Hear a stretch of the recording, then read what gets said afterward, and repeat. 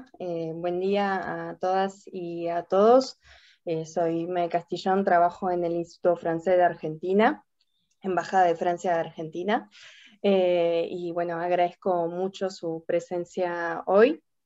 Agradezco también la presencia del autor, Cédric Durand, y las editoriales presentes y participantes del encuentro, las ediciones La Cebra y Casilda. Le recuerdo que por favor si podrían cortar su micrófono durante el encuentro, y también cuentan con traducción simultánea. Abajo pueden elegir su canal. Ahora cedo la palabra a Cristóbal para dar el inicio del encuentro. Que lo disfruten.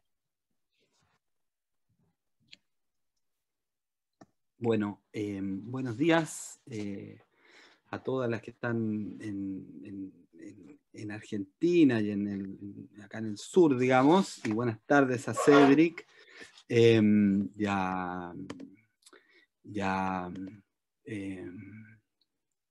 fijar el video, bueno, y a toda la gente a todas las personas que se van a conectar en el futuro, ¿no? a la grabación, ¿no?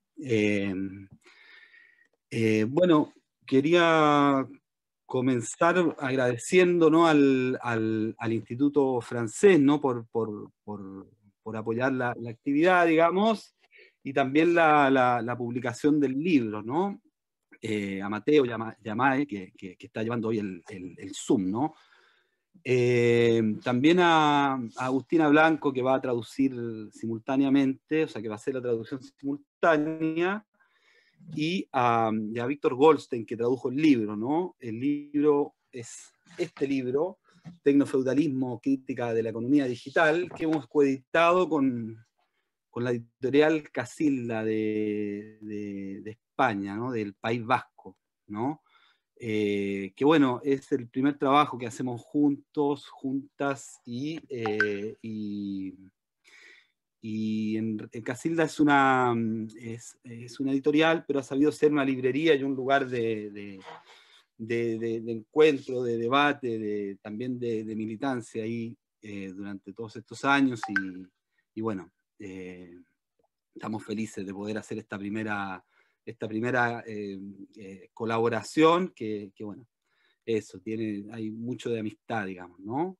Bueno, quería señalar dos cosas antes, saludar, ¿no? Un momento muy, bueno, de mucha conmoción para todos, ¿no? Para todas, y quería mencionar, ¿no? No dejar de mencionar a Horacio González, digamos, que nos dejó hace una semana, ¿no? Y me gustaría señalar una imagen que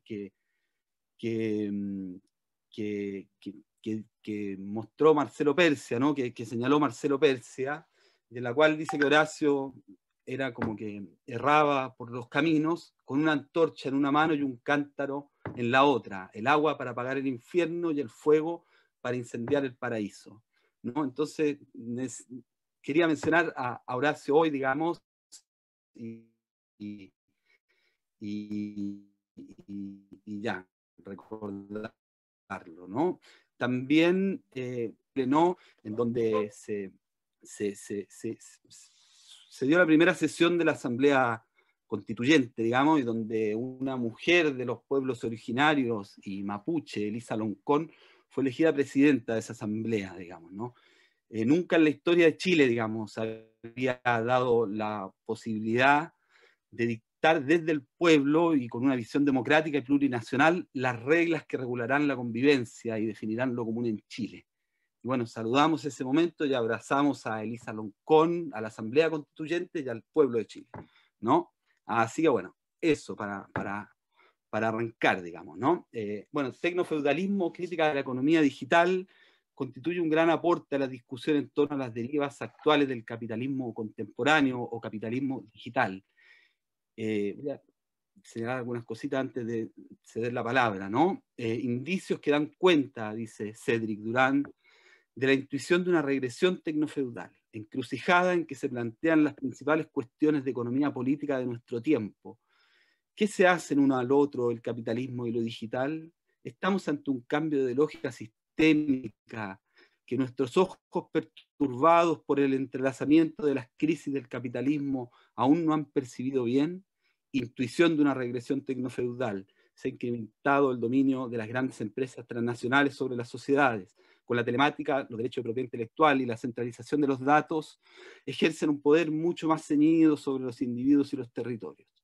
Debilitamiento de los estados respecto de las grandes corporaciones que tienen cada vez más influencia sobre lo político y que ponen en jaque a los procedimientos democráticos formales. Gubernamentalidad algorítmica que aspira a pilotear a los individuos sin dejar lugar a la formación de los deseos, lógica del aplastamiento, fusión de las lógicas económicas y algorítmicas, vigilancia algorítmica, regresión tecnofeudal, ciudad, justamente que sea más bien una conversación y que la gente, las personas que nos acompañan también puedan, bueno, eventualmente intervenir, ¿no? Bueno, arranca Cecilia, que te presento así brevemente, ¿no? Cecilia Rica es doctora en actualmente investigadora del Consejo Nacional de Investigaciones Científicas y Técnicas de Argentina, e investigadora asociada de Centre de Populaciones de Développement, IRD, Université de París, y del Instituto COSTEC, Université de Tecnología de Compiègne, no sé si lo dije bien. Desde 2021 es codirectora del Centro de Estudios Económicos del Desarrollo de la Universidad Nacional de San Martín y profesora invitada de la Universidad de París-Saclay. Es también docente de grado de la Universidad de Buenos Aires y de posgrado en la Universidad Nacional de San Martín y la Universidad Nacional de Quilmes. Así que bueno, Cecilia, la palabra. Bueno, muchas gracias, Cristóbal. Como les decía yo y les decía Cristóbal cuando se le estaba cortando, la idea no es que hagamos unas intervenciones muy largas, ni nosotros sobre el libro, ni Cédric, al menos no una intervención entera, sino que discutamos, así que voy a tratar de decir unas pocas cosas de por qué para mí es central este libro. Es un libro que tenemos la suerte de que esté traducido al español o al castellano para que lo puedan leer ampliamente en América Latina, y por qué para mí es relevante un libro sobre capitalismo digital global para quienes viven en América Latina. O sea, la primera cosa quizás es una obviedad, pero me parece que no está de más señalar la importancia de escribir libros en economía. En economía cada vez prevalece más la práctica de ceñirnos exclusivamente a escribir papers. Los papers tienen la posibilidad de llegar rápidamente a las personas porque es poco texto y tienen una idea puntual que se transmite y se desarrolla a lo largo del paper, pero tienen también una limitación, que es que a la hora de pensar al capitalismo como un modo de producción y reproducción de la vida humana global con múltiples complejidades y dimensiones, todo eso queda de alguna manera marginado. Entonces, la posibilidad de escribir libros y de escribir libros que justamente apunten a subsanar esas limitaciones que encontramos en los papers y no que sean un compendio de papers, me parece que ya de suyo es para remarcar en una disciplina como la economía, que es de donde yo vengo y de donde viene Cédric también.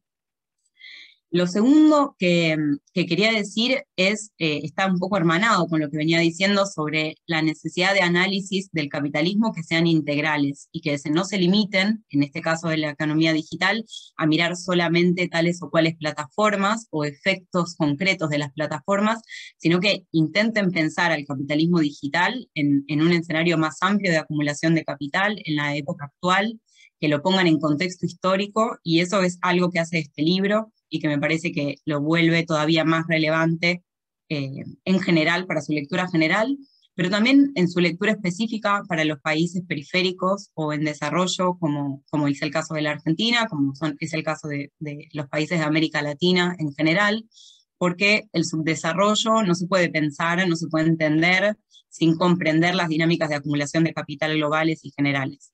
Entonces, en ese sentido, entender qué está pasando con el capitalismo global nos habla también de la perpetuación de los lugares de subdesarrollo de América Latina, en este caso particular. También nos abre la posibilidad a entender el devenir de China, que está claramente atravesado por las discusiones sobre el capitalismo digital. Entonces me parece que es un libro que no solo nos llama a reflexionar sobre problemas generales, sino que también son problemas generales de actualidad y de relevancia política y social, no solamente de relevancia económica, si tomamos a la economía en un sentido reduccionista de la palabra, en el que en general se la enmarca.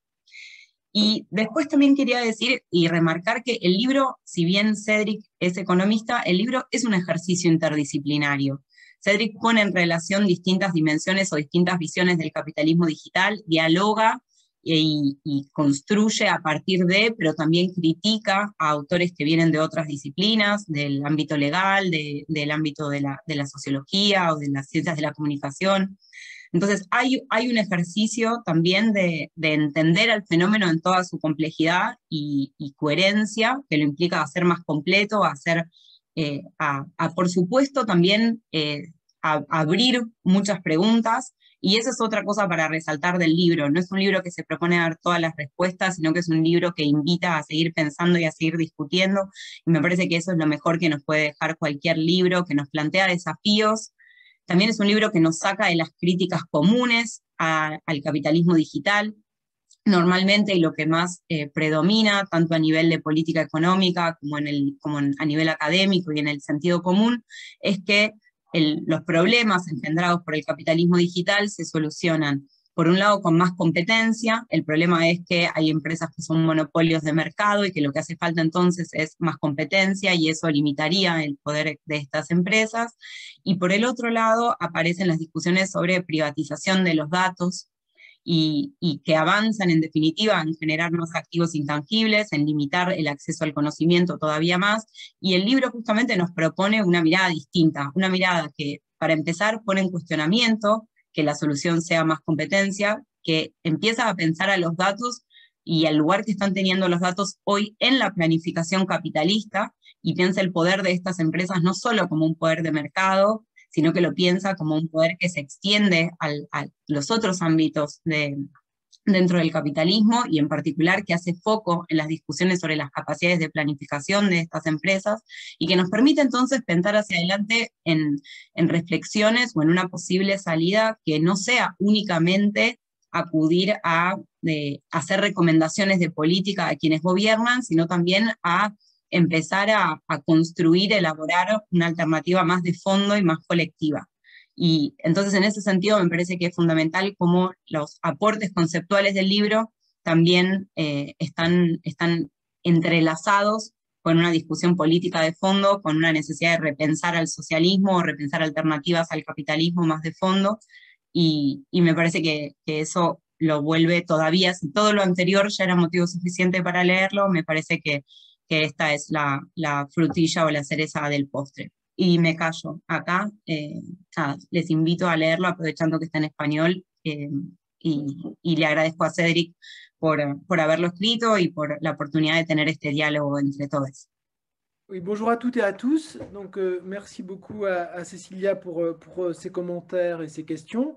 Et puis d'abord, un grand merci pour l'organisation de cette session. Un merci d'abord à la maison d'édition La Cebra et Caxilda pour avoir traduit ce livre et avoir participé à l'organisation de l'événement, ainsi qu'à l'Institut français pour l'accueillir. Donc merci Cristobal, merci Maï Castillon, et puis également merci à Agustina Blanca pour la traduction.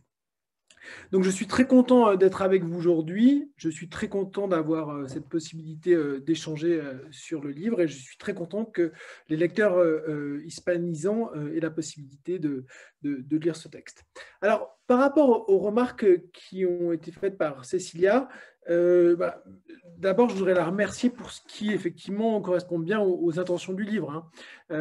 Effectivement, comme Cécilia l'a indiqué, je suis, comme elle d'ailleurs, un économiste, et dans la profession, il s'agit surtout d'écrire des papiers qui sont cités sur des points précis, avec un argumentaire qui, par définition, ne doit pas être trop large.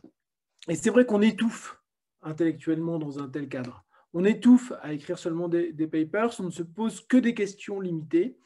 Et pour moi, c'est indispensable dans mon travail intellectuel d'avoir un autre moment, un moment de réflexion plus long, plus libre, plus long, qui est celui des livres. Cet espace où on peut développer des thèses peut-être plus audacieuses, plus amples, et rentrer en dialogue avec des auteurs au-delà des collègues qui travaillent immédiatement sur les mêmes sujets. Et effectivement, c'est un grand plaisir de faire ça. Et c'est aussi un grand plaisir parce que c'est aussi l'occasion de dialoguer avec un lectorat plus large. Les papers sont essentiellement destinés aux collègues économistes. Les livres sont l'occasion d'avoir un échange plus largement avec différents secteurs de la société, par exemple dans des espaces de dialogue comme celui qu'on a aujourd'hui. Alors, au-delà de cette démarche générale, effectivement, le livre vise à proposer une interprétation du capitalisme digital au-delà de la question des plateformes, en essayant de creuser un petit peu plus loin. Et peut-être que ça vaut la peine pour vous d'écouter deux éléments qui ont guidé ma démarche. Le premier élément qui m'a guidé ma démarche, c'est le fait que ce livre est en fait la prolongation de travaux développés précédemment sur le thème de la financiarisation. J'ai écrit un livre qui s'appelle Le capital fictif au milieu des années 2010, il y a 7 ans maintenant. Et dans ce livre, je m'interrogeais sur les ressorts de la financiarisation et je mettais en lien cette financiarisation, c'est-à-dire cette centralité de l'accumulation financière du capital, avec la mondialisation. Mais il me manquait quelque chose entre les deux. Et ce qu'il me manquait entre les deux, c'était la manière dont ces surprofits financiers, finalement, pouvaient être captés à l'échelle mondiale en raison de capacités de contrôle particulières. Et ces capacités de contrôle particulières, c'est au fond la question que j'ai essayé de traiter dans le nouveau livre « Technoféodalisme ». Pour moi, l'idée clé du capitalisme digital, c'est l'idée d'une forme de monopolisation des modes de coordination économiques et sociaux. Une monopolisation des modes de coordination, c'est-à-dire une monopolisation des modes de contrôle de l'activité économique et la capacité de retirer des revenus de ça. Alors, c'est une idée qui est développée en détail dans le livre, que je présente ici très généralement, mais pour moi, c'est un contrepoint important à la narration qui était la narration dominante et qui l'est encore dans certains secteurs de l'économie mondiale, même si de moins en moins, qui était celle de la start-up. L'économie numérique était finalement souvent présentée comme une occasion de donner une nouvelle jeunesse au capitalisme.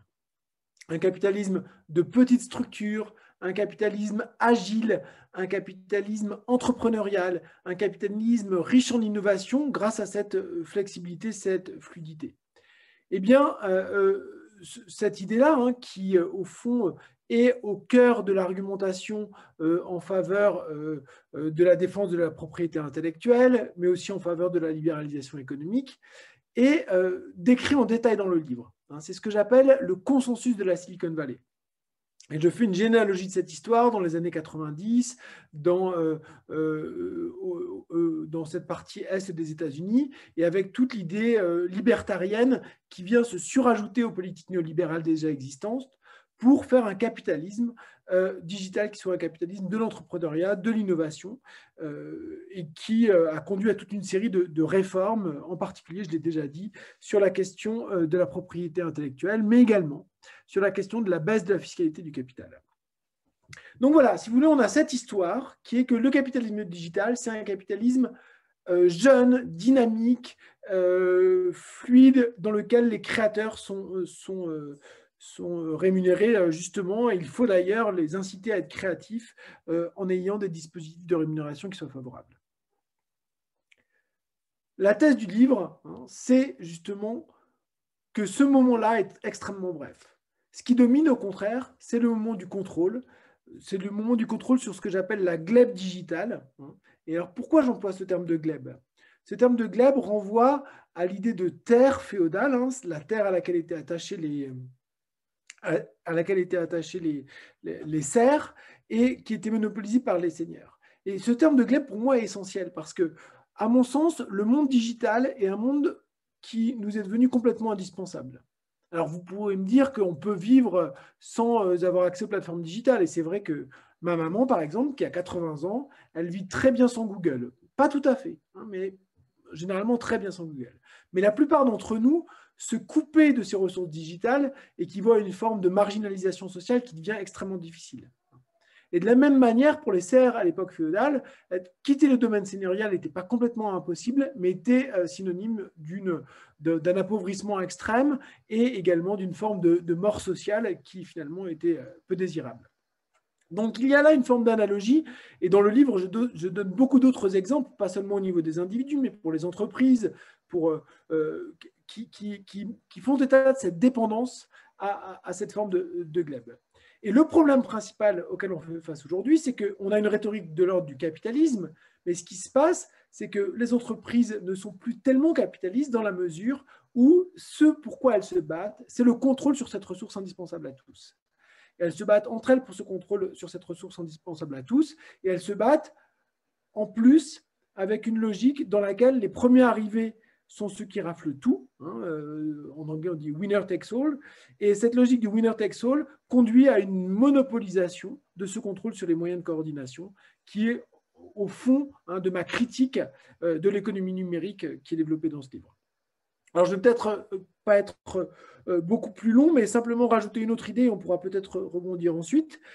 Et Cécilia a tout à fait raison d'insister sur deux points que j'ai essayé d'apporter dans le livre, de décalage par rapport au discours dominant sur l'économie digitale. C'est d'une part le fait que le principal problème de la monopolisation aujourd'hui n'est pas un problème de concurrence.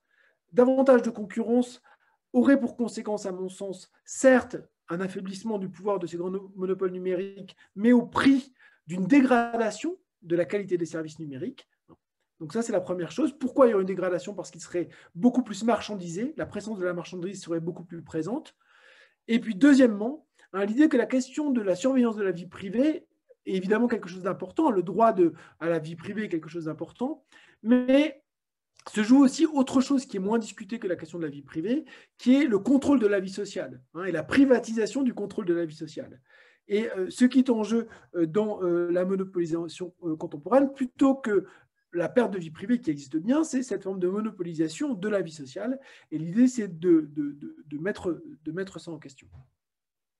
Alors peut-être que je vais m'arrêter là, puis on reviendra sur des éléments de détail. Je ne voudrais pas vous assommer trop dans ma première intervention.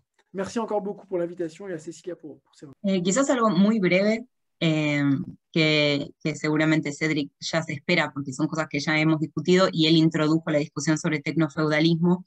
Yo no hice referencia explícita a la categoría tecnofeudalismo porque yo tengo algunas diferencias conceptuales con el uso de la categoría tecnofeudalismo, en particular porque si bien es interesante el punto de entrada que utiliza Cédric cuando refiere al lugar que pasa a tener la gleba como unidad de producción, no una fábrica, sino la gleba, y lo pone en relación con la discusión sobre la capacidad de coordinación que tienen las grandes empresas de la economía digital, hay una discusión, y está cada vez más en boga la discusión sobre llamar a esta etapa tecnofeudalismo, y para mí tiene dos riesgos. El primero es un riesgo conceptual, que es pensar que las rentas no son intrínsecas al capitalismo, y en los países latinoamericanos cuyas formas específicas de acumulación de capital están muy basadas en la renta de la tierra, y el rol que tiene la renta de la tierra es central, creo que resulta bastante evidente que son parte intrínseca de estas redistribuciones de valor que se generan a partir de la apropiación privada de un recurso, como puede ser la tierra, y todavía mucho más de un recurso que es no rival, como es el caso del conocimiento, no son extrínsecas al capitalismo, sino son parte de las dinámicas propias de acumulación de capital que ponen de relieve que efectivamente los capitales se diferencian de manera intrínseca, que no todos los capitales son iguales y que hay diferencias en las tasas de ganancia que pasan a ser estructurales a partir de estos mecanismos de redistribución de valor. Entonces, esa es la parte más conceptual, quizás la más aburrida para algunos. La otra dimensión refiere a una discusión más profunda del qué hacer. Porque si el problema actual es que el capitalismo contemporáneo se parece más al feudalismo, en realidad parecería que el capitalismo, en realidad estaba todo bien con el capitalismo y en realidad ahora vinieron relaciones feudales a hacer ruido y ese crecimiento de las desigualdades, que es aparente, evidente para todo el mundo, en realidad basta solamente con eliminar esa reaparición de rasgos de feudalismo y vamos a poder volver a un capitalismo que se comporta bien, que es competitivo y que permite los desarrollos voluntarios e iguales de todas las personas, que es una promesa incumplida desde el día 1 del capitalismo. Y en ese sentido, a mí lo que me parece interesante, lo que yo sí remarco, es que efectivamente la manera que tienen de controlar los medios de producción y la forma de acumulación de capital por fuera de la fábrica que tienen las grandes empresas de la economía digital y otras empresas también, a partir de monopolizar acceso al conocimiento, efectivamente pone en debate a la relación mercantil, efectivamente pone de relieve que lo que está sucediendo al interior de esos subsistemas de acumulación o subsistemas de producción no son intercambios mercantiles en el sentido marxista del capítulo 1 del Capital del término, efectivamente no son intercambios voluntarios y simétricos, no solo porque hay intercambios desiguales en materia de valor, sino porque además incluso en los casos donde pueda haber un intercambio que sea equivalente en términos de valor, las condiciones y las decisiones sobre qué se intercambia, cómo se intercambia y cómo se produce, etcétera, etcétera, quedan unilateralmente del lado, pensándonos en la economía digital, de las grandes empresas o de las gigantes digitales. Entonces, efectivamente hay una transgresión de la relación mercantil, pero esa transgresión de la relación mercantil para mí es interesante de ver que es lo que yo veo es que avanza la capacidad de planificación o que avanza la división técnica del trabajo, la división técnica entendida como la que pasaba al interior de la fábrica de alfileres de Adam Smith, sobre la división social del trabajo, con esta idea anárquica de un capitalismo donde hay división del trabajo, pero cada productor hace lo que quiere cuando quiere. Entonces yo efectivamente veo que hay transformaciones en dimensiones fundamentales o estructurales del capitalismo, pero no estoy convencida de llamarlas una vuelta a una sociedad feudal. Sí, gracias Cecilia. Sí. En eso hay una parte de discusión teórica y hay una parte de discusión más política. En lo que concierne lo teórico, yo pienso que estamos de acuerdo que en el capitalismo hay siempre dos dimensiones. Una dimensión es la producción excusez-moi, il faut que je parle en français, je suis passé en espagnol, je suis désolé. Dans le capitalisme, il y a une forme de création de plus-value, il y a une partie création de plus-value, c'est-à-dire l'exploitation du travail qui met à la disposition du capital en général de la plus-value, qui est la logique de l'accumulation du capital elle-même. Mais il y a aussi autre chose, c'est la logique rentière qu'expliquait Cecilia, qui est une logique finalement de captation de cette plus-value, hein, de distribution entre les capitalistes de cette plus-value. Et on est bien d'accord qu'il y a de la rente dans le capitalisme depuis l'origine. Il n'y a rien de nouveau aujourd'hui dans le sens où il y aurait de la rente. Le point décisif, à mon avis, est celui où la logique rentière devient complètement prédominante par rapport à la logique productive. C'est-à-dire où les formes les plus dynamiques dans l'économie sont celles qui construisent des formes de prédation par rapport à celles qui construisent des formes de production. Et donc, cette capacité à construire des forces de prédation devenant hégémoniques a des conséquences pour le système lui-même en termes de dynamique. Il y a une forme de stagnation qui est associée à cela. Et donc moi je trouve ça intéressant parce que ça permet d'informer par exemple toute la discussion qu'on a pu avoir sur la financiarisation. On voit qu'il y a beaucoup de profits et pas beaucoup d'investissements. C'est aussi quelque chose qui permet de jeter un regard sur ce qu'on observe aujourd'hui en termes de relative stagnation de l'économie depuis la crise de 2008 avec des taux de croissance qui sont extrêmement faibles. Eh bien, il s'agit de montrer comment dans la manière, dans ce qu'on appelle les relations de production, dans la manière dont s'organise la production à l'échelle globale, associé à cette hégémonie du digital, il y a quelque chose qui est de l'ordre de la prééminence de la prédation sur la production. C'est ça le point théorique que j'essaie de souligner. Et la thèse du technofeudalisme n'est pas l'idée de dire que de manière irrévocable et pour toujours, nous sommes dans une société technofeudale. Ce n'est pas ça.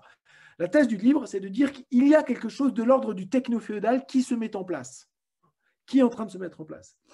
Et de ce point de vue-là, l'usage du féodalisme, pour parler des sociétés capitalistes, je ne suis pas le seul à le faire. Hein. Il y a beaucoup aujourd'hui de juristes, par exemple un Français qui s'appelle Alain Suppiot qui parle de féodalisme juridique. David Graeber parlait de féodalisme managérial. Bon, Habermas parlait de féodalisme également. Donc il y a toute une série d'usages de féodalisme pour parler des sociétés contemporaines, mais Marx lui-même utilisait le terme de féodalisme. Il parlait de féodalisme financier, hein, pour parler des grandes organisations financières qui émergeaient dans la France du Second Empire. Qu'est-ce qu'il voulait dire par là? Il voulait mettre l'accent justement sur cette logique de contrôle et de prédation plutôt que cette logique de profit pour l'investissement.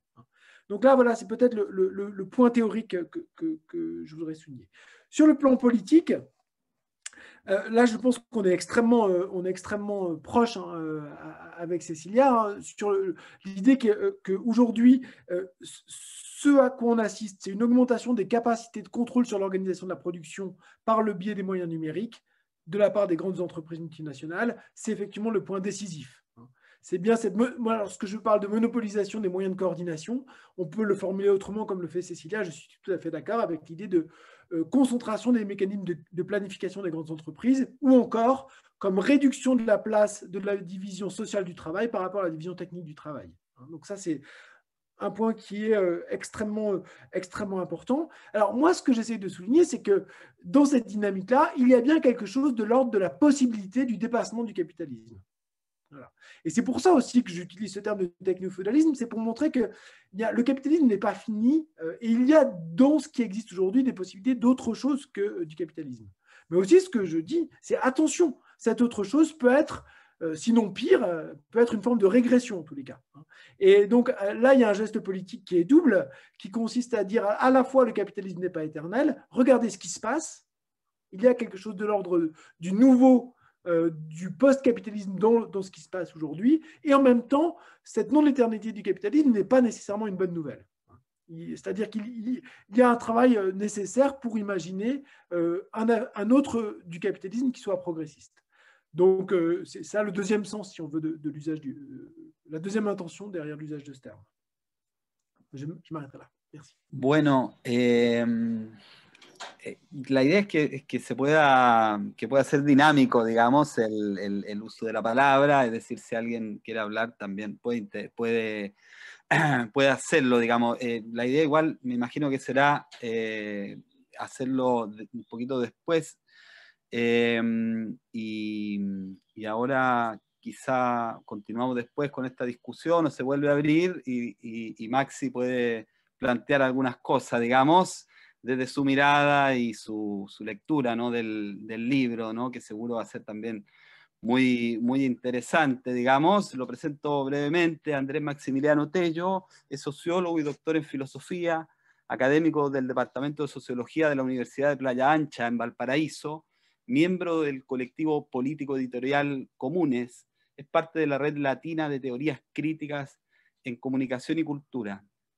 Entre sus publicaciones destacan la edición de Gobierno y Desacuerdo, Diálogos Interrumpidos entre Foucault y Rancière, la coedición de Descampado, Ensayos sobre las contiendas universitarias, y su versión Foucault, Apropiaciones teórico-políticas desde el sur. Bueno, y en Zebra publicó Anarchivismo, Tecnologías Políticas del Archivo, ¿no? Bueno, Maxi, buen día, espero que andes bien y un placer también tenerte acá. Oye, sí, muchas gracias por la presentación, Cristóbal, por la invitación a la Zebra, a ti, a Cristóbal, a Ana, a las personas de la organización por propiciar esta instancia. Estoy muy agradecido, para mí un placer en realidad compartir con ustedes aquí hoy, y también, además de los agradecimientos a los y las organizadoras, mi agradecimiento especial a Cédric también, porque de alguna manera tengo la posibilidad de leer este fantástico libro, digamos, que yo creo que sin duda es un aporte contundente, consistente para todos y todas quienes estamos interesados e interesadas en estudiar, en tratar de comprender efectivamente el momento de transformaciones que estamos viviendo en lo que podríamos llamar el capitalismo digital o el capitalismo cibernético, y también en elaborar de a poco, intentar elaborar rudimentos, herramientas críticas para justamente de algún modo también tensionar su expansión acelerada, ¿no? Entonces me parece que celebro, digamos, la traducción del libro de Cedric, y creo que es un libro fundamental, lo diría de inmediato, para tratar de entender justamente este panorama. Y me parece además, en la línea de lo que decía Cecilia, quiero rescatar eso, que es muy bueno que a los aportes que se vienen haciendo desde las ciencias sociales, pero sobre todo desde la sociología y también de las humanidades, de la filosofía, se sume un aporte contundente desde la economía. Esto me parece muy interesante porque además es un aporte el que hace el libro de Cedric, que también está muy informado sobre las discusiones que en el campo de las ciencias sociales se están haciendo. Ahí en el libro, por ejemplo, un abordaje muy interesante de el libro Capitalismo de la Vigilancia de Shoshana Zuboff, y con una crítica también muy contundente, que quizás sería bueno también abordar en algún momento más adelante. También hay una puesta en discusión con aportes de la filosofía contemporáneos muy actuales, como las tesis, las discusiones en torno a la gubernamentalidad algorítmica, que ocupan un lugar central en el libro, y que es interesante ver cómo justamente dialogan con aspectos más centrados también en una cartografía de las dinámicas económicas que estarían detrás de lo que podríamos hablar hoy día como una configuración de la dominación digital, ¿no? Que es uno de los capítulos también del libro. Sin embargo, a mí, quiero, como sabemos, hay que hacer comentarios más o menos cortos. Yo quiero incitar a la discusión con dos reflexiones que surgen en torno al libro, que son un poco preguntas también. La primera tiene que ver con el carácter provocador de la tesis, que ya Cecilia también adelantaba un poco su intervención y Cedric respondía, ¿no? La tesis muy bien hilvanada, muy provocadora, muy documentada también sobre el tecnofeudalismo, ¿no? Como una nueva lógica económico-política que impulsaría, ¿no?, la rápida expansión de las tecnologías de la información durante las últimas décadas, y que transformaría los elementos fundamentales del modo de producción capitalista, ¿no? Esta tesis es muy provocadora porque marca una suerte de irónico resurgimiento de aspectos medievales en sociedades que supuestamente son futuristas, ¿no? Eso es, la primera provocación es esa, ¿no? Wow, algo regresivo en algo que parece ser el futuro, volvemos a un pasado bastante arcaico, ¿no? Está fuertemente igual argumentada porque ahí describe muy bien cómo las plataformas digitales se han convertido en nuevos feudos de dominio señorial, ¿no? Donde las grandes empresas high-tech, bueno, de alguna u otra manera nos han constituido o convertido a todos los millones de usuarios de sus plataformas en siervos de la gleba, ¿no? En nuevos siervos de la gleba.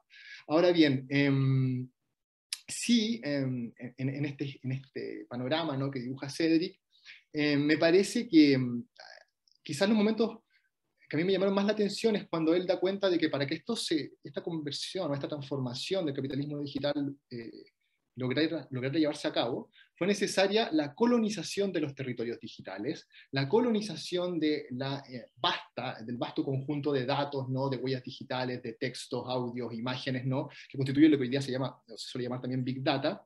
Y en esa línea justamente, él destaca la importancia no solo de los mecanismos de renta, sino de los mecanismos de privatización, de la importancia de la propiedad intelectual para configurar esta colonización de los territorios digitales, pero sin embargo, leído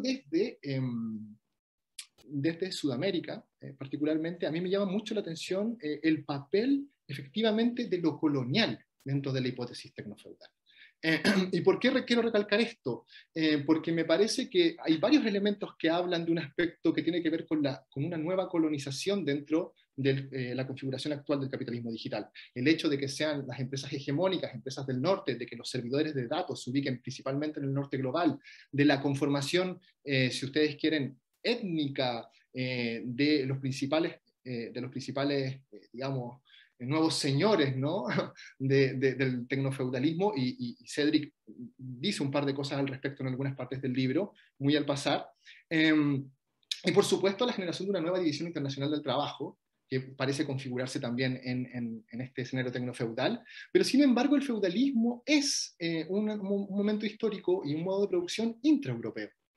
Entonces, mi pregunta, mi cuestionamiento quizás ahí es, bueno, ¿qué pasa con el colonialismo o con el aspecto tecnocolonial en el feudalismo. Insistir en el tecnofeudalismo no tenderá quizás a borrar el elemento fundamental de la colonización en la expansión del capitalismo y el aspecto fundamental que el colonialismo tendría hoy, ¿no? ¿Por qué no poner énfasis también en eso, ¿no? Y cuando están los elementos también puestos en el libro, creo, pero hay ahí quizás una pregunta en ese sentido que hacerle a Cedric, ¿no? Que no quería desaprovechar la oportunidad, por cierto. Y bueno, quizás parto por eso y luego ya eso me parece que es bastante, y luego poner una segunda inquietud. Sí, claro, oui, bien sûr. Je peux répondre d'abord à cette première remarque d'Andrés Maximiliano. Merci beaucoup pour ces commentaires, Andrés Maximiliano. Donc, un point de complément sur technofeudalisme et un point sur la colonisation. Le point de complément sur technofeudalisme, c'est aussi qu'il y a une volonté de donner une histoire à la critique du capitalisme digital avec ce livre. Et c'est aussi pour ça que j'ai été chercher ce concept qu'on trouve dans l'imaginaire cyberpunk des années 80, qui est un moment de défaite généralisée, et où on a malgré tout un espace critique qui existe dans ces recoins de joueurs, etc. Et donc je trouvais important politiquement de rendre aussi hommage à cette résistance-là, d'une certaine façon, ces idées-là, et dans le livre, et d'ancrer ma critique dans cette contestation qui est aussi ancienne que le développement de l'idéologie optimiste sur le capitalisme numérique. En effet, le concept de technofeudalisme, on le retrouve dans des livres de jeux cyberpunk, et il s'agit alors de décrire des grandes corporations qui ont pris la place des États, qui sont extrêmement puissantes technologiquement et qui se comportent comme des nouveaux seigneurs. Alors, évidemment, les joueurs de l'époque n'ont pas une volonté analytique très forte, ce n'est pas très sophistiqué, mais ça me permettait de faire ce lien sur plusieurs décades et je trouvais que c'était important. À cela, il faut ajouter le fait qu'un autre élément de comparaison intéressant, c'est que eux, ce qu'ils voyaient, c'était une forme de domination des grandes entreprises privées par rapport à la puissance publique. Et ce que je souligne dans le livre, c'est que ce n'est pas un pronostic, mais il y a la possibilité, si les trajectoires se continuaient, si les tendances que l'on a observées ces dernières années se poursuivaient, il y aurait rapidement la possibilité que les grandes entreprises digitales soient bien plus puissantes politiquement que ne le sont les États, en raison de leur capacité d'accumuler des informations, des outils de gouvernement que n'ont pas les États. Alors, je dis bien, si les tendances se poursuivaient comme elles ont eu lieu. Ce n'est pas ce qui va se passer. L'histoire n'est jamais constituée de tendances unilatérales. Il y a des contre-tendances, etc. Mais il y a cette possibilité qui existe. On le voit par exemple, on l'a vu pendant la pandémie avec la centralité des outils de mobilité qui étaient ceux de Google ou qui étaient ceux d'Apple pour essayer d'évaluer l'impact des politiques sanitaires. On le voit sur les questions de liberté de parole avec le rôle qui est donné à Facebook, etc., de contrôler, ou à Twitter, de contrôler qu'est-ce qui est acceptable ou pas comme parole. Donc on voit bien qu'il y a une dimension politique aussi dans ces organisations-là. Alors je voulais souligner ça.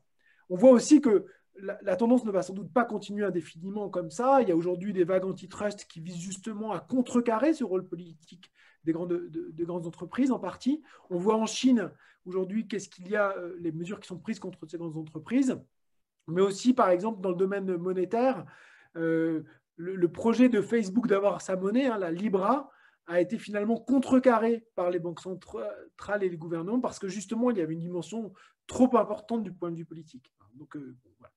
Donc ça, c'est pour souligner une autre dimension de l'histoire du concept de technofeudalisme que j'ai voulu apporter. Alors, concernant la dimension coloniale sur laquelle qu'évoque Andrés Maximiliano, oui, effectivement, il y a cette logique de conquête des territoires. Alors, dans quelle mesure est-ce quelque chose qui est directement...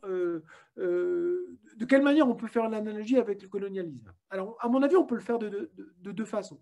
Une façon qui est une analogie et qui est l'idée que, au fond, ce que font ces entreprises, c'est de prendre le contrôle de manière plus profonde d'un approfondissement, non pas spatial, mais en termes qualitatifs, de la vie humaine et une intégration approfondie de la vie humaine dans les circuits de valorisation. Et donc là, il y aurait une colonisation qui serait la conquête non pas de territoire au sens littéral, mais d'espace de vie en termes d'approfondissement. Et je pense que ça, c'est une remarque qui est très importante, c'est-à-dire voilà, une colonisation par approfondissement. Néanmoins, c'est là où je m'éloigne d'un certain nombre d'autres auteurs qui pensent que toute activité numérique est une forme de travail. À mon sens, c'est d'abord et avant tout des formes de contrôle de l'organisation de notre vie sociale qui sont en jeu, plutôt que véritablement des formes un travail digital qui serait du même ordre que le travail par ailleurs. Donc là, bon, il y a une nuance. La deuxième dimension qu'évoque Andrés Maximiliano, c'est la dimension nord-sud. Et alors là, je ne peux que souscrire à ce qui a été dit. Je pense qu'il faut absolument tirer des signaux d'alarme de manière extrêmement forte. Il y a aujourd'hui une forme de développement inégal de la numérisation avec des capacités de contrôle des données qui sont extrêmement concentrées dans le Nord et en Chine et qui inclut un mécanisme d'appropriation du contrôle du Nord vers le Sud. Et alors, ce que je montre dans le livre, j'ignore pas ça dans le livre. Ce que je montre dans le livre, je montre comment ça a lieu dans le cadre des chaînes globales de valeur. Donc, c'est quelque chose qui est très industriel et je mets l'accent sur le fait, d'ailleurs, Cécilia, il y a une partie de ses travaux qui montre aussi ce type de phénomène pour l'innovation. Moi, ce que je souligne dans le livre, c'est le fait que l'organisation de la division internationale du travail se fait aussi par une division intellectuelle du travail international, avec une concentration dans le Nord des capacités d'organisation de ce travail et des capacités d'innovation aux dépens du Sud et qui porte en germe une reproduction de long terme des inégalités de développement entre le Nord et le Sud. Ça, c'est un élément important. Mais il y en a d'autres que je n'évoque pas du tout dans le livre et qui sont aussi très importants. On sait aujourd'hui que, par exemple, des entreprises comme Google ou Facebook donnent accès gratuitement à de larges proportions de la population dans les pays du Sud à Internet, à condition que cela passe par le biais de leur propre plateforme. Et là, c'est l'occasion de s'approprier toute une série de modes de vie, d'observer les régularités, de s'en servir pour innover, de s'en servir pour vendre des services particuliers à ces populations-là. Et donc là, il y a une nouvelle forme néocoloniale de gouvernement de ces populations qui est à l'œuvre. Donc je pense que ce point souligné par Andrés Maximiliano est extrêmement important. La dimension néocoloniale du capitalisme digital est importante. La question que soulève le livre, c'est va-t-il y avoir quelque chose de l'ordre du capitalisme dans tout ça, c'est-à-dire d'une forme d'accumulation certes inégale et imparfaite, mais qui va avec une forme de croissance de la valeur d'usage produite, ou s'agit-il d'abord et avant tout de nouvelles formes de fixation des modes de domination entre ces populations? Mais merci beaucoup pour cette question, Andrés Maximiliano. C'est un point évoqué dans le livre, mais sur lequel il faut aller beaucoup plus loin. Il a absolument raison.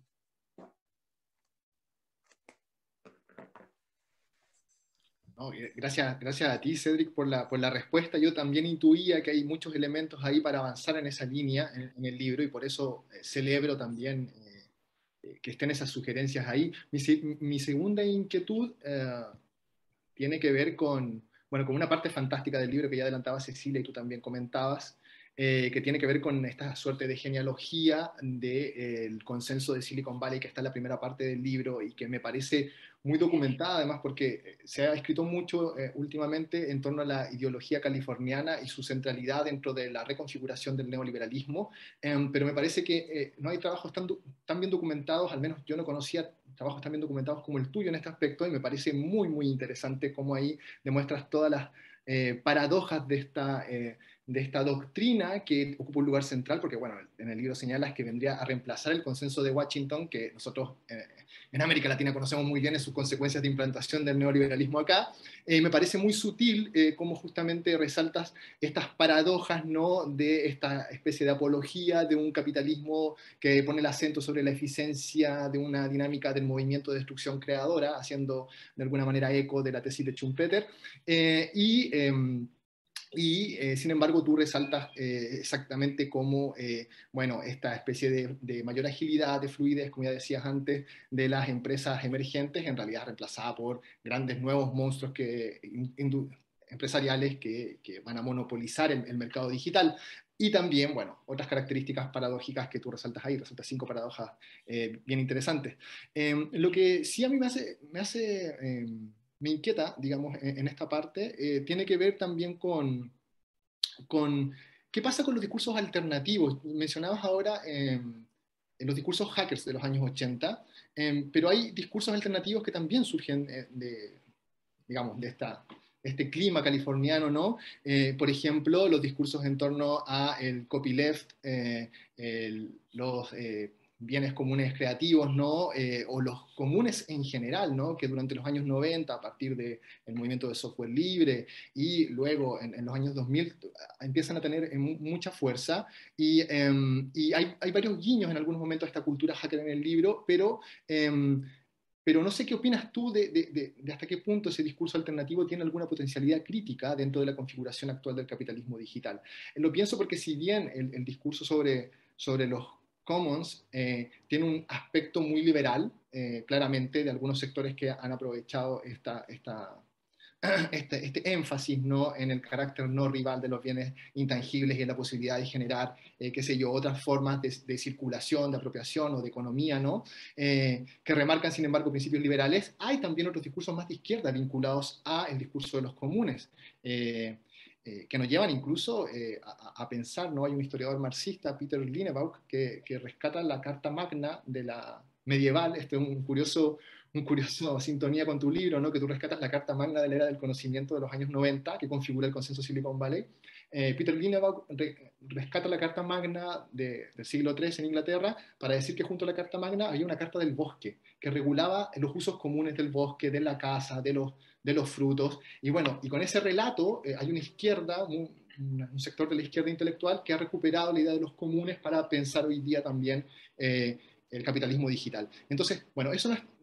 Tú no aludes tanto a eso en el libro, pero me gustaría saber, porque bueno, no es el centro del libro, pero me gustaría saber qué opinión tienes de esto, como un discurso alternativo que también surge desde esa escena hacker o, bueno, podríamos decir, de política de resistencia en las redes. Merci beaucoup Andrés Maximiliano. C'est vrai que je parle assez peu de ces aspects dans le livre, pour deux raisons. La première raison, c'est que ça a déjà été beaucoup discuté et je n'étais pas sûr d'être en mesure d'apporter beaucoup de choses de nouvelles, mais c'est vrai qu'il y a quelque chose d'autre qui me gêne un peu plus. C'est qu'il me semble que dans ce discours de gauche sur les communs, il y a une erreur de diagnostic, il y a une forme d'optimisme qui était en fait déplacée. Il y a une catastrophe qui est advenue, qui n'a pas été perçue. Et de quelle façon, de quelle manière? Alors, d'abord, il faut reconnaître qu'il y a une forme d'efficacité extraordinaire au commun. Et évidemment, la question du logiciel libre, alors bien sûr Wikipédia, mais la question du logiciel libre aussi, qui est sur un modèle beaucoup plus technique, a démontré une forme de supériorité par rapport aux mécanismes privés. Et aujourd'hui, toute une série d'infrastructures clés du monde numérique sont le fruit du travail des logiciels libres. Mais il me semble que ce que n'ont pas vu les communs, c'est l'idée qu'il y a la nécessité d'une forme de montée au niveau macro, de montée en généralité.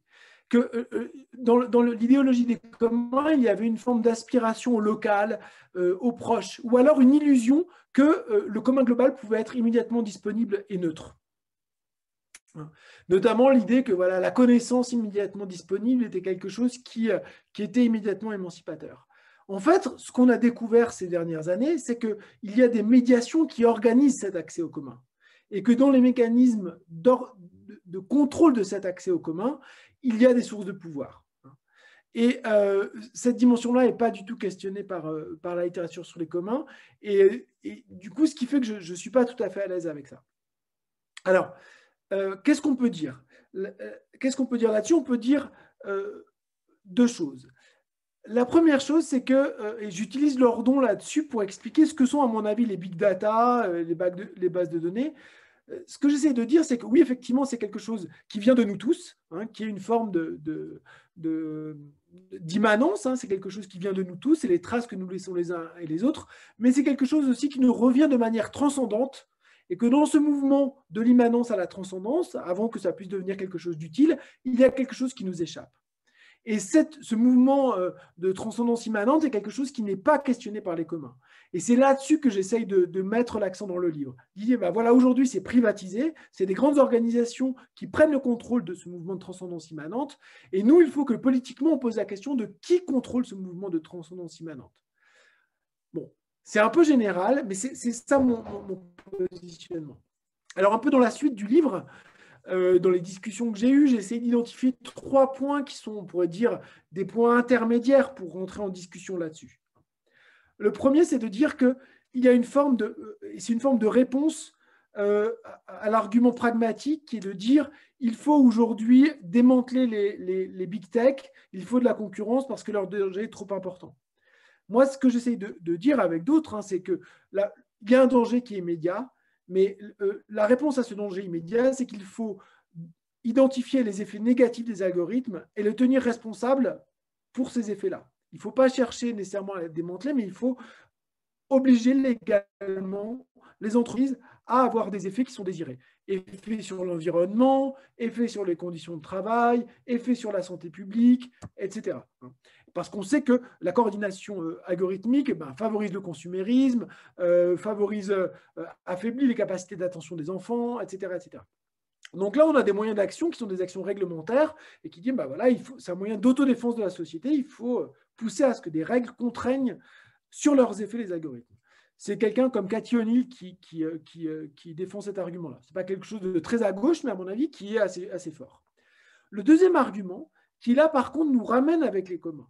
Et c'est l'idée que ce qui est essentiel aujourd'hui, c'est le fait que toutes ces traces qui permettent ce mouvement de transcendance immanente sont monopolisées, pas seulement parce qu'il y a de la propriété privée, mais tout simplement parce que leur accès est contrôlé par certains. Et il faut que donc, ces données qui sont monopolisées, il faut qu'elles deviennent des communs, c'est-à-dire qu'elles deviennent accessibles aux différents services. Il faut casser le monopole, non pas des entreprises en tant que telles, mais le monopole du contrôle sur les données originales. Et donc ça, je pense que c'est extrêmement important parce que la source du pouvoir de ces grandes entreprises et ce qui nous intéresse au fond, c'est les capacités de coordination. Et si on veut que des coopératives locales puissent proposer des services de livraison qui soient respectueux de l'environnement, de la culture locale et des règles et des normes de travail pour les personnes localement, il faut qu'elles puissent puiser dans ces ressources numériques pour informer les softwares qu'elles vont mobiliser. De la même manière, si on veut des services publics de la santé qui soient performants, eh bien, ce serait absurde de se passer de toutes les ressources numériques extraordinaires qui sont disponibles pour connaître des choses sur la façon dont se déploient les maladies, les risques selon les âges, les habitudes, etc. Donc, l'idée que, en gros, pour avoir des formes de socialisation émancipatrices, que ce soit au niveau local ou au niveau plus des services publics, on ne peut pas se passer aujourd'hui de ces données numériques. Il faut pouvoir y avoir accès et donc il faut que ces données deviennent des communs, des données anonymisées. Ça serait le second axe de bataille. Et puis le troisième axe de bataille, qui lui est peut-être un peu plus, on pourrait dire, un peu plus spéculatif, c'est que se repose à nouveau frais la question de la planification. Aujourd'hui, avec les algorithmes et les big data, on a des moyens de coordonner l'activité sociale qui ne soit pas le marché et qui ne soit pas une planification bureaucratique rigide. Inventer une planification démocratique est une des tâches de la gauche aujourd'hui, je crois. Et c'est ce que je mets sur la table avec ce livre en disant, voilà, on a vraiment un ensemble de nouvelles pratiques et de nouvelles ressources techniques qui permettent de poser ce débat politique. Et voilà, il faut s'y mettre. Il n'y a pas de solution clé en main, mais en tous les cas, l'argument massu, qui était l'argument de Hayek au XXe siècle, de dire que l'information processée par l'administration n'était pas efficace, est un argument qui tombe aujourd'hui. Aujourd'hui, la bureaucratie d'Amazon ou de Walmart est à la fois extrêmement efficiente et bien plus ample que ne l'était le Gosplan au XXe siècle. Donc là, il y a une nouvelle tâche, inventer une planification pour le XXIe siècle. Alors, en Amérique latine, il y a une expérience de ça. Cybersyn, l'expérience chilienne de Cybersyn à l'époque d'Allende, exprimer cette volonté-là, mais sans doute pas avec les instruments. Voilà. Donc c'est dans cette tradition-là qu'il faut, je pense, puiser aujourd'hui.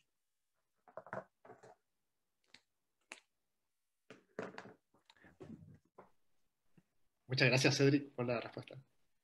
¿Puedo decir una cosa muy breve, muy breve, sobre los comunes y lo que decía Maxi? No solo todo lo que dijo Cedric, sino que agrego que además las grandes empresas de tecnología digital utilizan el software libre y los espacios de software libre, entre otras cosas, para aprovecharse del trabajo gratuito, para probar algunas partes de sus software y después generar complementarios que son imposibles de evitar, entonces las empresas tienen que comprar ese complementario de lo que accedieron en libre, es decir, hay un proceso de cooptación por parte de las grandes empresas de tecnología digital y otras grandes empresas multinacionales de los espacios de producción de comunes del conocimiento, lo que muestra las limitaciones de esos espacios para, si bien son relevantes, importantes y hay que defenderlos, muestra que no es esa la salida de largo plazo, claramente.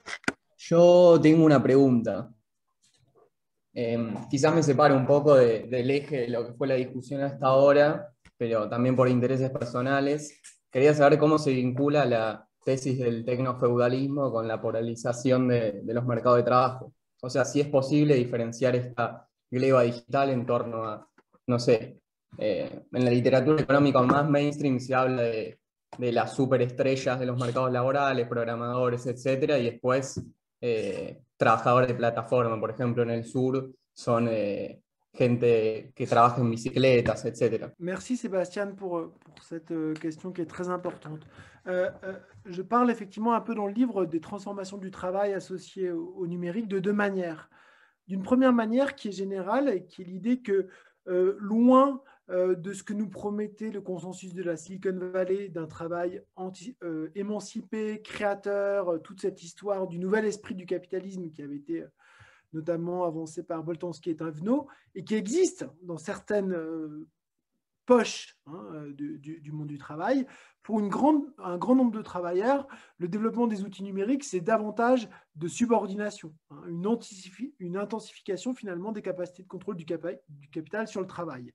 Et on peut penser, par exemple, à ce qui se passe dans les entrepôts lorsque certains travaillent avec des machines audio guidées, mais aussi tous les mécanismes de contrôle qu'il y a sur les traces numériques que l'on laisse au travail, tout le travail de bureau qui est mesuré avec une productivité extrêmement fine et qui permet un contrôle extrêmement fort des travailleurs.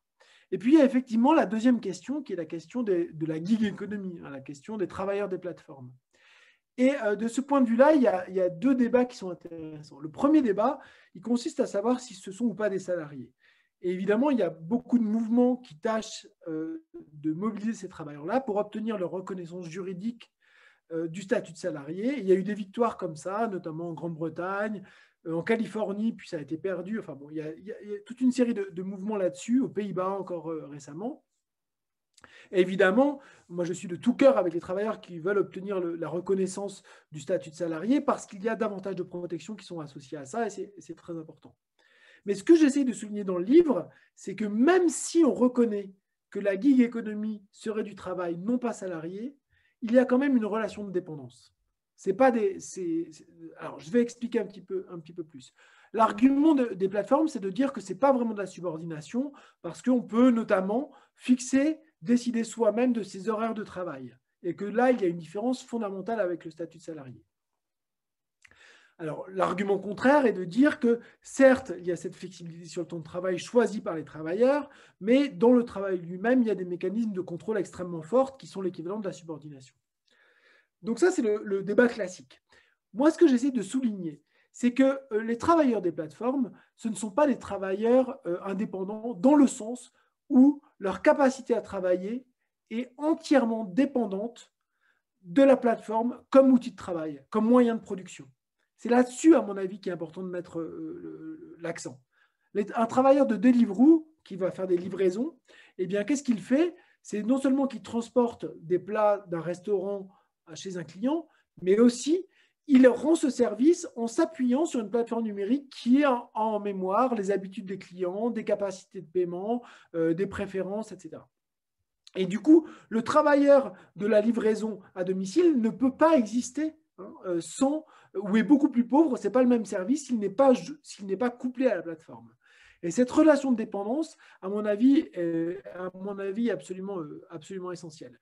Alors, et elle justifie donc d'accorder des droits collectifs, notamment en termes de protection sociale, à ces travailleurs-là, quand bien même le statut de salarié ne leur serait pas reconnu. Si vous voulez, c'est un peu ça l'argument. Donc, pour répondre à la question de Sébastien, hein, en résumé, deux choses. D'une façon générale, aujourd'hui, les capacités de contrôle accrues de l'organisation du travail du fait du numérique se traduisent par une intensification de la subsomption réelle du travail au capital, hein, pour parler en termes marxistes. Il y a une forme de contrôle plus détaillé, hein, du travail de la part des organisations capitalistes. À ce titre, il y a un auteur français d'économie du travail qui est intéressant, qui s'appelle Philippe Askenazi, et il parle de néostakhanoïsme, hein, pour rendre compte de ces capacités de contrôle accrues qui vont avec une intensification du travail. Et donc ça, c'est extrêmement juste. Et la deuxième chose, donc, sur la gig economy, c'est bien une forme transformée du travail. Il y a bien des formes de flexibilité qui sont nouvelles, mais il y a associé à ça une dépendance qui est indépassable et qui justifie des protections. Un comentario al hilo de lo que preguntaba Sebastián. Bueno, Esteban es de Casilda, ¿no? Esteban Zamora de Casilda, ¿no? También auditor, ¿no? Entonces, lo primero es saludarles y agradecerles a Andrés, a Cedric y también la compañera argentina, que ahora como no tengo en pantalla su nombre, Cristóbal. Cecilia. Cecilia. ¿Vale? Entonces, un par de comentarios al hilo de lo que se está planteando, ¿no? Es decir, justo antes de tu respuesta, Cedric, pensaba en la cuestión de la intensificación. Y ahí, para explicar la intensificación, voy a ir a una imagen de un colectivo que probablemente conozcas, de Hipólite, ¿no? Que son el colectivo, digamos, autores de El lado oscuro de Google, traducido por ahí por el 2014 por Editorial Virus, y posteriormente El acuario de Facebook, ¿no? Y El acuario de Facebook es muy interesante porque en el primer capítulo hay una genealogía respecto a lo que mencionaba Andrés, digamos, sobre todo esta ideología californiana, ¿no? Sobre este, digamos, el anarcocapitalismo, ¿no? Pero bueno, hay una imagen ahí que es: si el servicio es gratuito es porque la mercancía eres tú, ¿no? Digamos, en el momento de mayor auge de masificación de Facebook, entonces ahí es donde lo conectaba con que este pasaje a la financiarización de nuestras vidas, ¿no? Es decir, la financiarización y el pasaje, digamos, tecnofeudal. Nosotros, cuando hicimos la primera lectura del libro previo a su publicación, ¿no? Lo vinculamos sobre todo con un aporte a, digamos, descifrar estas dimensiones del capitalismo en su proceso de intensificación subjetiva, ¿no? Que siempre va acompañada, digamos, de la expansión territorial, ¿no? Entonces, de ahí la relación con digamos, con que la financiarización de la forma de vida y la cuestión digital va de la mano con la producción de estas formas de vida.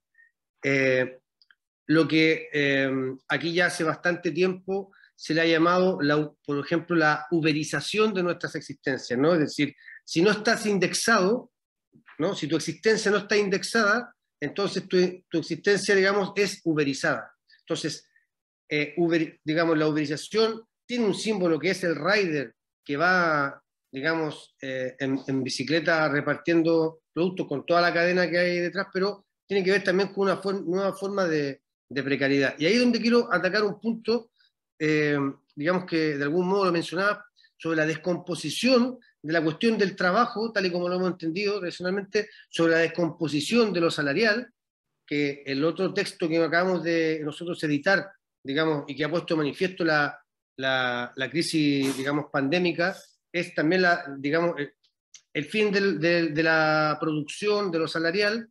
Estaría de acuerdo, por tanto, contigo, Cedric, en que en cada nuevo pasaje de acumulación primitiva del capitalismo, ¿no? En este pasaje que está abierto entre, digamos, el capitalismo, digamos, una forma de acumulación estatal a una forma de acumulación flexible, lo que se acrecienta es una fuerza, digamos, predatoria del capitalismo. Está en una escena de crisis de la producción. Pues, bien, ahí, digamos, para intentar traducir esta cuestión, se ha dado un caso en el Estado español, y es que los propios riders, ¿no? Han estado en contra de la legislación sobre su condición de asalariado. Yo no sé si has tenido alguna noticia de esta crisis, ¿no?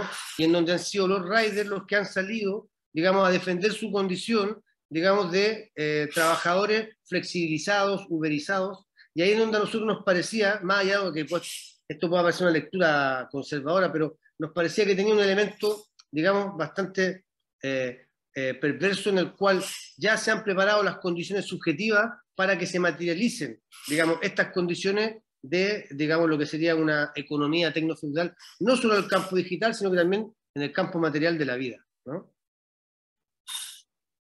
Digamos, por ahí iría el comentario.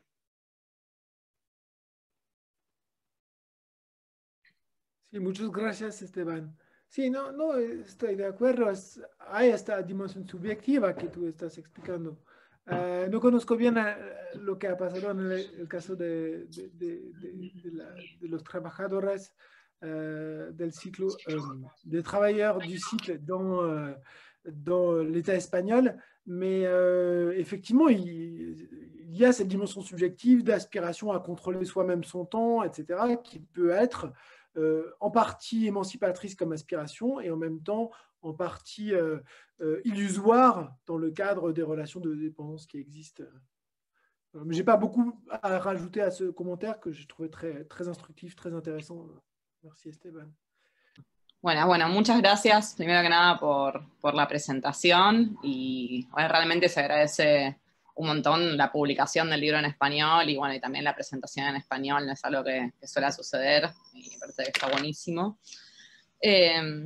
No, mi pregunta tenía que ver, vos en las tareas, cuando hablabas de potenciales tareas, una de las que mencionabas tenía que ver con identificar los efectos de los algoritmos y direccionarlos hacia los efectos deseados.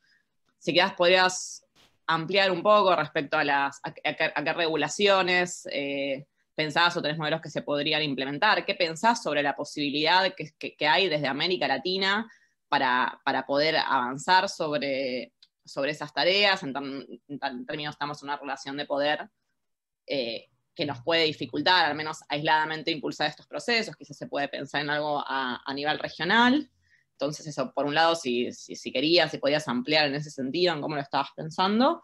Y también si tenías algún comentario en términos de consecuencias de esto, en términos de política industrial. Muchísimas gracias. Merci beaucoup, Violeta, pour cette question. Alors, je connais assez mal la situation concernant l'économie digitale en Amérique latine. Mais ce que je pourrais peut-être souligner, c'est des principes généraux. Le premier principe général, c'est qu'il y a la possibilité pour des pays qui ne sont pas même les plus avancés économiquement, les plus puissants économiquement, d'avoir un espace digital autonome. On a beaucoup critiqué, et à juste titre, la situation en Chine ou en Russie qui consiste à fermer l'accès d'un certain nombre de services numériques aux entreprises occidentales, pour des raisons de contrôle politique, mais il faut aussi voir qu'il n'y a pas que des enjeux de contrôle politique derrière ça. Il y a aussi des enjeux de contrôle de politique industrielle. Par exemple, aujourd'hui en Russie, il y a un équivalent de Facebook qui est local, il y a une société de l'équivalent de Uber qui sont aussi des sociétés locales, etc. Donc on peut faire de la politique industrielle. Aujourd'hui, ces technologies sont matures, sont relativement bien développées, et avec des contraintes réglementaires, il est possible de développer ces services-là de manière domestique, et donc d'être capable de limiter la situation de dépendance par rapport aux entreprises du Nord. Alors, un point intéressant ici serait sans doute de discuter, mais je connais très mal la situation, le cas de Mercado Libre, qui joue un rôle important en Amérique latine. Dans quelle mesure est-ce que cela participe ou non d'une dynamique d'accumulation domestique, de développement local? Bon, je ne sais pas du tout. Mais en tous les cas, ça, c'est la première chose. Il est possible d'avoir des services numériques, même à une échelle relativement réduite et autonome, parce que les technologies sont mûres. La deuxième chose, c'est qu'évidemment, l'État a un rôle absolument majeur à jouer en ne laissant pas à la disponibilité des acteurs privés les données que ceux-ci s'approprient. Et là, je pense que, là encore, hein, il y a ce qu'on voit en Chine ou en Russie extrêmement important. Exiger des entreprises de stocker les données sur le territoire où elles sont accumulées, c'est aussi, pour la puissance publique, se donner les moyens d'avoir accès à ces données et éventuellement... alors, toujours, hein, ce qui est mis en avant, c'est les dangers associés au contrôle politique, mais c'est aussi des ressources pour le développement économique, pour des services publics qui doivent être maintenus à accès. Donc moi, je mettrais l'accent là-dessus, hein, sur cette idée que contrôle, localisation des données sur le territoire domestique et accès à ceci pour pouvoir développer des services publics d'une part, et d'autre part, favoriser le développement d'un écosystème régional pour les services numériques de manière à limiter les situations de dépendance. Ce seraient, à mon avis, les deux principaux éléments. Es que me parece muy, muy interesante eso último, porque en el libro también hay algo que a mí me gustó mucho, digamos, que es el análisis del sistema de crédito social chino, el papel de China en una quizás nueva reformulación del consenso Silicon Valley centrado en el capitalismo de Estado, ¿no? Y ahí tú muestras cómo el consenso Silicon Valley se puede transformar a partir de la dinámica del capitalismo cibernético chino, ¿no? Me parece interesante porque también pones otro elemento que tiene que ver con una cierta ventaja comparativa que tendría, porque es efectivamente esta especie de mercado cautivo de millones de usuarios que tiene China para poder desarrollar esta dinámica de crecimiento a hiperescala que resaltas en la última parte del libro. Entonces, simplemente quería saber tu opinión. Sé que tú dices que las tendencias, decías hace un rato, evidentemente pueden cambiar, pero creo que este punto que tú resaltas en el libro está muy interesante para complementar digamos así como pronósticos de desplazamiento del dominio hegemónico de la economía mundial que hace mucho tiempo se viene haciendo, que iría hacia China ahora, ¿no? Tú, ¿cómo ves estas transformaciones futuras respecto a este otro modelo alternativo del consenso Silicon Valley centrado en el capitalismo de Estado? ¿Qué proyecciones tienes sobre esto? No sé si has pensado en esto, en cómo podría darse una deriva, ¿no?, hacia un fuerte control de datos como respuesta a la primacía de las corporaciones por parte de los estados, que en principio no parece ser mejor tampoco, ¿no? Parece ahí haber un problema evidente respecto a los caracteres, o al carácter totalitarista que esto podría tener en cierto punto. Entonces, esa está la última parte del libro y me gustaría saber un poco qué piensas al respecto. Merci beaucoup, Andrés Maximiliano, pour cette question. C'est vrai que c'est très difficile pour nous, occidentaux, d'arriver à construire une réflexion à propos de ce qui se passe en Chine, qui tâche de mettre à distance le matraquage anti-chinois qui a lieu en permanence dans les médias occidentaux, et qui pour autant reconnaissent le caractère dictatorial et extrêmement effrayant par certains aspects de l'intensité du contrôle sociopolitique qu'il y a en Chine. Et c'est ce que j'ai essayé de faire dans ce livre. Et peut-être une anecdote, c'est que mon éditeur français trouvait que le chapitre en question était trop pro-chinois, mais ensuite je l'ai soumis à Verso, qui d'ailleurs va traduire le livre en anglais bientôt, et le rapporteur de Verso a trouvé qu'il était trop anti-chinois, le chapitre. Donc ça montre que c'est très difficile d'arriver à trouver un juste point d'équilibre. Alors qu'est-ce que je pourrais dire à ce propos? Mon intuition, en travaillant sur ce chapitre, j'ai aussi beaucoup appris, mon intuition, c'est qu'il y a bien une tentative de faire des algorithmes autre chose que juste de vendre de la publicité ou d'avoir un contrôle privé, qui a bien une volonté de faire des algorithmes un moyen de rendre la société plus rationnelle, plus consciente d'elle-même, de dépasser un certain nombre de limites qui sont celles de la coordination marchande. Et en ça, il y a quelque chose qui est assez fascinant et assez intéressant. Et limiter le système de crédit social chinois à un système de contrôle politique, c'est faire erreur. Il se joue autre chose là-dedans. Il se joue pas seulement du contrôle politique, mais aussi la volonté d'avoir une forme de réencastrement des relations sociales dans quelque chose de plus riche que les relations économiques. Donc c'est ce que j'essaie de dire. Ensuite, et immédiatement, indissociablement, une fois qu'on a dit ça, le fait qu'il n'y ait pas d'espace démocratique politique pour décider de quelle manière s'utilise cette ressource-là pose la question du régime dictatorial qui est très peu enviable que l'on observe en Chine. Alors, quant au devenir de ce système-là par rapport aux États-Unis, moi, je ne vais pas me lancer dans des prédictions très, très strictes. Il y a le débat sur le déclin relatif des États-Unis depuis 50 ans a connu de nombreux rebondissements et beaucoup d'auteurs se sont finalement risqués à des prévisions un peu trop précises et finalement inexactes. Donc, je ne vais pas faire de prédiction, mais ce que je peux dire, c'est que d'un côté, il me semble qu'il y a effectivement une forme d'avantage sociopolitique de la Chine dans sa disponibilité à prendre en compte le caractère immédiatement social des algorithmes et pas seulement en faire un problème de business. Et là, je pense qu'il y a une forme de supériorité ou d'avantage social, on pourrait dire, par rapport aux États-Unis.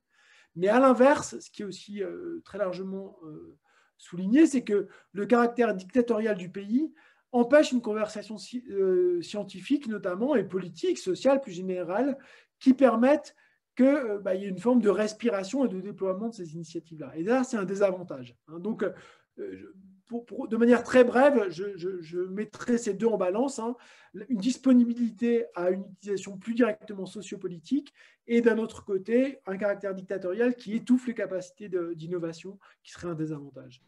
Martín.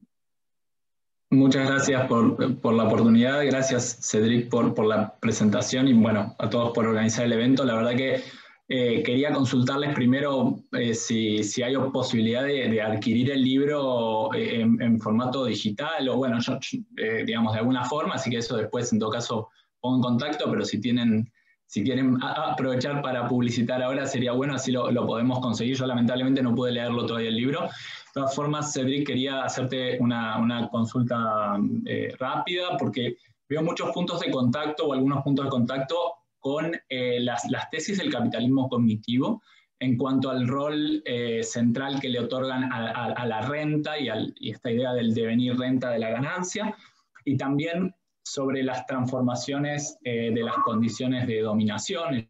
Ellos hablan de la subsunción real y el paso también al general intellect. Ellos, digamos, mencionan estos elementos.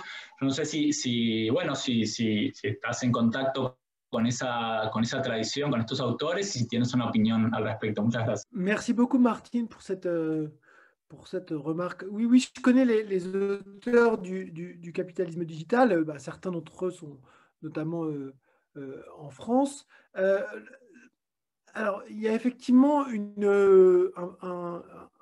point de rapprochement avec ces auteurs qui est le fait de reconnaître la centralité de la question digitale dans le devenir du mode de production capitaliste. Et ça, c'est un point effectivement tout à fait juste. Néanmoins, il y a un point qui de divergence assez important, c'est qu'il me semble qu'il y a une forme d'optimisme sur le devenir du capitalisme digital qui est pas le mien. Moi, je suis plutôt... cette dimension régressive, il me semble, n'est pas perçue par les auteurs du capitalisme digital. Il y a souvent l'accent qui est mis sur une super productivité qui serait associée au digital.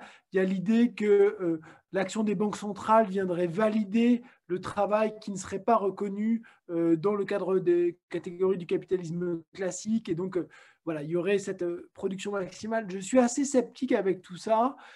Il me semble au contraire que le développement du numérique fait apparaître des contradictions majeures au sein du capitalisme, nourrit des tendances à la crise Et ce n'est pas ce point qui est mis suffisamment, à mon avis, en évidence par la tradition du capitalisme digital.